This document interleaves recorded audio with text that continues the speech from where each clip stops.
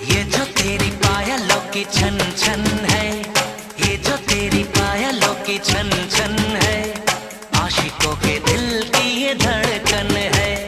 ये जो तेरी पायलों की छन छन है, आशिकों के दिल की ये धड़कन है। छन छन सुने जाए, हाय हाय करे जाए, पायल है तेरी या उलझन है। झांझरिया उसकी छनक गई, चुनरी भी सर से सरक गई। मेरी नजर उससे मिली तो उसकी नजर शर्मा के झुक गई। अकेली न बाजार जाया करो, नजर लग जाएगी।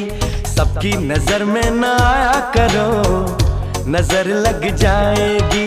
समझो जरा बात मेरी जनाब, बजरिया में सबकी नजरिया खराब नजर लग जाएगी। 90 का दशक, वो दौर जो रोमांटिक फिल्मों के साथ साथ कर्णप्रिय संगीत के लिए भी याद किया जाता है, और जब नदीम श्रवण, आनंद मिलिंद और अनु मलिक जैसे संगीतकारों का वर्चस्व हुआ करता था। ऐसे में किसी नए संगीतकार का अपनी जगह बना पाना बड़ा ही मुश्किल काम था। लेकिन वो कहते हैं ना, हर राह आसान हो जाती है जब दिल में जुनून हो, और इसी बात को सही साबित करके दिखाया अपने पक्के जुनून और टैलेंट के दम पर एक अलग ही तरह का संगीत लेकर के आए संगीतकार आनंद राज आनंद ने, जिनका संगीत आज भी उतना ही तरोताजा सुनाई देता है जितना कि उस दौर में सुनाई देता था। क्या पाँव में पायल, हाथ में कंगन हो, माथे पे बिंदिया, it happens only in India, it happens only in India। दिल दीवाना तू न आना, दिल की बातों में सोच ले, ओए राजू प्यार न करियो, डरियो दिल टूट जाता है। तेरा सरापा ऐसा है हमदम, जैसे चमके धूप में शबनम। जब से हम हैं तुमसे मिले कसम, हम रहे नहीं हम, और किया किया क्या किया क्या किया है सनम। नमस्कार दोस्तों, मेरा नाम है अनुराग सूर्यवंशी। आज के इस एपिसोड में हम बात करेंगे बेहद ही शानदार गायक, गीतकार, संगीतकार आनंद राज आनंद की। दिल दे दिया है जान तुम्हें देंगे, दगा नहीं करेंगे सनम। ओ रब दी कसम यारा, रब दी कसम। ऐ सनम हर जन्म का ये इकरार है, हमको तुमसे प्यार है, हमको तुमसे प्यार है। मैं जाग रहा हूँ, सो गया सारा इंडिया, मेरी बिटिया उड़ा के ले गई तेरी निंदिया।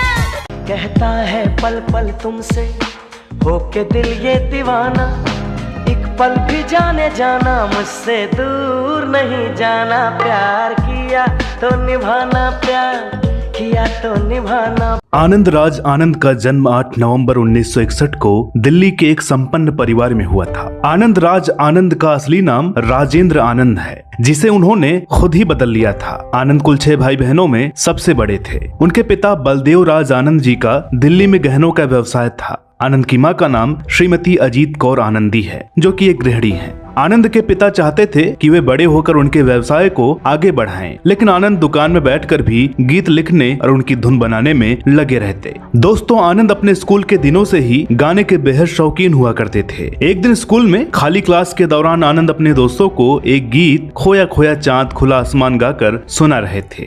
तभी उनके एक टीचर पीछे से आ गए, जिन्हें अचानक अपने पीछे खड़ा देख आनंद की हालत खराब हो गई। उनके टीचर ने कहा कि आज के बाद मेरे पीरियड में पढ़ाई तभी शुरू होगी जब तुम एक गाना सुनाओगे। अपने टीचर द्वारा मनोबल बढ़ाने के बाद आनंद स्कूल की प्रतियोगिताओं में भाग लेने लगे और इसके लिए उन्हें इनाम भी मिलने लगा। दोस्तों, आनंद के पिताजी भी शौकिया गीत गाया करते थे, लेकिन आनंद अपने पिता के सामने कभी नहीं गाते। उन्हें अपने पिता के सामने गाने में एक झिझक सी होती। ऐसे में जब उनके पिता को दूसरों से आनंद के गानों की तारीफ सुनने को मिलती तो उन्हें बहुत ताज्जुब होता। दोस्तों, आनंद अक्सर दूरदर्शन पर आने वाले चित्रहार में नए गाने सुनते और जिस फिल्म के गाने उन्हें पसंद आते अगले दिन स्कूल के समय में मॉर्निंग शो में जाके वो फिल्म देख लेते। इसका कारण ये भी था कि मॉर्निंग शो की टिकटें सस्ते में मिल जाती थीं। बहरहाल समय बीता और आनंद का दाखिला सिविल इंजीनियरिंग में हो गया। एक दिन उन्होंने अपने पिता से कह दिया कि वे दुकान पर नहीं बैठेंगे, बल्कि वे रियल एस्टेट के क्षेत्र में ही कुछ काम करना चाहते हैं। हालांकि उस काम में भी आनंद का ज्यादा मन नहीं लगता था। इस बीच आनंद गीत लिखते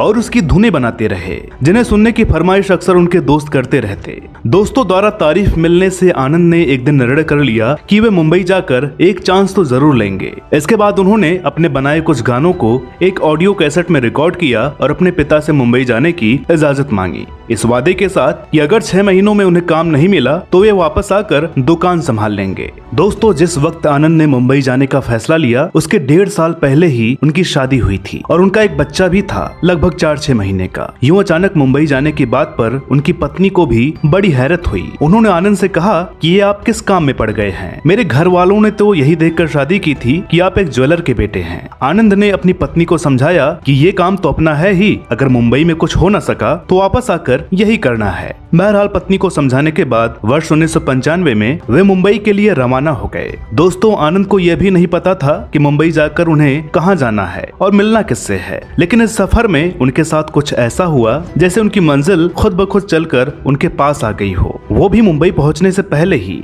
दरअसल हुआ ये कि राजधानी एक्सप्रेस के जिस डब्बे में आनंद सफर कर रहे थे उसकी 72 में से 70 सीटें देश भर के स्टिल फोटोग्राफर से भरी हुई थीं, जो मुंबई के वानखेड़े स्टेडियम में होने वाले किसी कॉन्फ्रेंस में हिस्सा लेने जा रहे थे। सफर लंबा था और धीरे धीरे शाम हो गई। आनंद अपनी ऊपर की सीट पर लेटे अपने ख्वाबों और ख्यालों के ताने बाने बुनने में मशगूल थे कि तभी उन्हें बोतलों के ढक्कनों के खुलने की आवाजें सुनाई दी। आनंद ने नीचे झांका तो देखा कि कुछ लोग कोल्ड ड्रिंक पी रहे हैं। तभी उनमें से एक व्यक्ति ने एक शेर सुनाया। शेर सुनकर आनंद से रहा नहीं गया और उन्होंने कहा कि मैं इसका जवाब देना चाहूंगा। आनंद नीचे आए और अपने कुछ शेर और गीत भी गाकर सुनाए, जिन्हें सुनकर सबने पूछा कि ये किस फिल्म का है। तो उन्होंने कहा कि ये मैंने खुद ही लिखा है और खुद ही कंपोज किया है। इसके साथ ही उन्होंने अपना मुंबई जाने का मकसद भी बताया कि वे गायक बनना चाहते हैं। उन्हीं में से एक व्यक्ति ने कहा कि मैं तुम्हें कल ही निर्देशक टीनू आनंद जी से मिलवाता हूँ। उस व्यक्ति ने बताया कि वे टीनू आनंद जी के फैमिली फोटोग्राफर हैं। उस आदमी का नाम सुंदर दीपक था। मुंबई पहुंचने पर सुंदर दीपक ने आनंद से कहा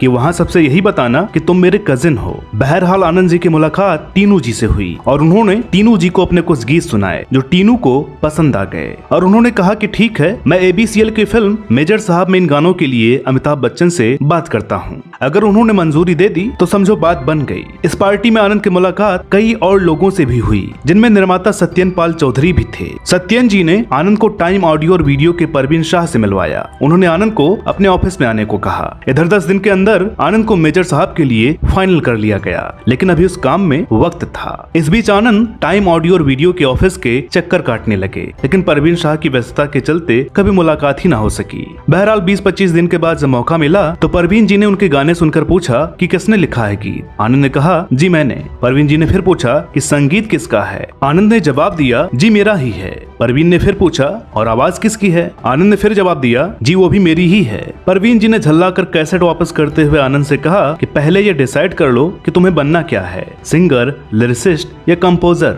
आनंद ने तुरंत कहा कि सर मुझे तो गायक ही बनना है। मैं चाहता हूँ कि मेरा खुद का एक एल्बम बन जाए। परवीन ने कहा गायक बनने का ख्वाब तो भूल ही जाओ, हाँ बतौर कंपोजर तुम्हें काम मिल सकता है। दोस्तों इसमें कोई शक नहीं कि 90 के दशक में कुमार सानू, उदित नारायण और अभिजीत जैसे सफल गायकों के आगे किसी नई आवाज का आना बहुत ही कठिन था। सत्यन जी ने भी आनंद को समझाया कि संगीतकार बन जाओ, गायक तो तुम खुद ही बन सकते हो। आनंद जी को भी बात समझ में आ गई और उन्होंने हाँ कर दी। उसके बाद परवीन जी ने उन्हें मासूम फिल्म दिलवाई। इसी दौरान उनके पिता ने जब उनसे बात की तो उन्होंने पिता से झूठ कह दिया कि टीनू जी ने उनके रहने और गाड़ी वगैरह का भी इंतजाम कर दिया है। आनंद जी ने इसी बीच अपनी पत्नी को भी मुंबई बुला लिया। धीरे धीरे 6 महीने नजदीक आ गए। तब उनके पिताजी से नहीं रहा गया और उन्होंने एक दिन फोन करके उन्हें आनंद का वादा याद दिलाया। आनंद ने तब एक उपाय सोचा। उन्होंने अपनी एक डायमंड की रिंग बेच दी और उससे जो रुपए मिले उनमें से कुछ अपने पास रखकर बाकी रुपयों का ड्राफ्ट बनवाकर अपने पिता के पास यह कहकर भेज दिया कि ये उनकी पहली कमाई है। हालांकि वर्ष 1995 में टाइम म्यूजिक पर उनका पहला एल्बम बाबू टिप टॉप आया। इस एल्बम में झांझरिया ऐसे छनक गई गीत भी शामिल था, जिसे बाद में सुनील शेट्टी की फिल्म कृष्णा में भी इस्तेमाल किया गया था। हालांकि बहुत ताज्जुब की बात है कि इस फिल्म में गीत के लिए आनंद राज आनंद को कोई क्रेडिट नहीं दिया गया। आज भी उसके संगीतकार में अनु मलिक का नाम ही दिखाई देता है। बहरहाल एक वर्ष के बाद वो दिन भी आ गया जब आनंद की पहली फिल्म मासूम रिलीज होने वाली थी। एक इंटरव्यू में आनंद जी ने बताया था कि जिस रात इस फिल्म का पोस्टर लगने वाला था उस रात वे बहुत एक्साइटेड थे पोस्टर पर अपना नाम देखने के लिए। जुलाई माह की उस रात बहुत जोरों से बारिश हो रही थी, लेकिन जैसे ही बारिश रुकी आनंद अपनी पत्नी के साथ अपने स्कूटर पर निकल पड़े अपनी फिल्म का पोस्टर देखने। जब उन्होंने पोस्टर पर अपना नाम देखा तो अपनी पत्नी से बोले, देख सोनू मेरा नाम लिखा है, संगीत आनंद राज आनंद। आनंद बताते हैं कि उस वक्त दोनों की आंखों में ही आंसू थे। इस फिल्म के बाद मेजर साहब के अलावा आनंद की कुछ और फिल्में भी रिलीज हुई, जिनमें से एक थी कांटे। दोस्तों आपको यह जानकर ताज्जुब होगा कि फिल्म कांटे में कोई गीत नहीं रखा जाना था, लेकिन एक रात जब आनंद ने इश्क समंदर दिल दे अंदर और माही वे जैसे गीत सुनाए तो डायरेक्टर संजय गुप्ता और फिल्म के नायक संजय दत्त ने यह निर्णय लिया कि फिल्म में 6 गाने रखे जाएंगे। दोस्तों आनंद राज आनंद लगभग 100 से भी अधिक फिल्मों में संगीत निर्देशन के अलावा 40 से भी अधिक फिल्मों के गीत भी लिख चुके हैं तथा 45 से अधिक फिल्मों के लिए पार्श्व गायन भी किया है। उनके सफल गानों की लिस्ट इतनी लंबी है कि एक वीडियो में सबके नाम ले पाना नामुमकिन है। उन्होंने कई प्राइवेट एल्बमों के अलावा राष्ट्रमंडल खेल 2010 के लिए भी गाना बनाया, जिसे उद्घाटन समारोह में प्रदर्शित किया गया था। दोस्तों हमें उम्मीद है कि आपको हमारा आज का एपिसोड जरूर पसंद आया होगा। वीडियो अगर अच्छी लगी हो तो प्लीज इसे लाइक करें, शेयर करें। चैनल पर नए हो तो प्लीज इसे सब्सक्राइब जरूर करें। साथ ही साथ आप हमारे नए चैनल नारदवाणी को भी जरूर सब्सक्राइब करें। तो मिलते हैं अगले वीडियो में एक ऐसी ही दिलचस्प कहानी के साथ। तब तक के लिए नमस्कार।